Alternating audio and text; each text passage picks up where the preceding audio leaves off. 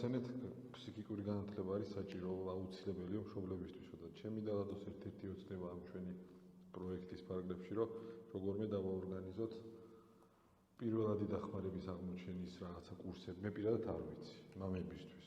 ხო და ეს შესაძლებელი იქნება, არ ვიცი, ტრენინგების, მხოლოდ ტრენინგების ხარჯზე მშობლებს რაღაცნაირად ფსიქიკური განათლება ამომაყოთ, იმიტომ ხა მე ვერ ჩავაბარებ, ბევრი ვერ მიიღებს პროფესიონალურ და მაღალი დონის განათლებას.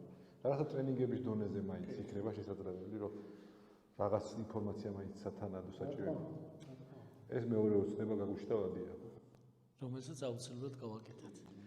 ეს აუცილებელია მით უმეტეს იმ ტენდენციის ფონზე, რასაც მსოფლიოში ხედავთ დღეს, ეს არის საუბედუროდ ძალიან სწრაფი ტემპით ზრდა მენტალური პრობლემების მქონე ადამიანები. ასე რომ ძალიან მნიშვნელოვანი თემა დასვით თქვენ და სწორი აქცენტი.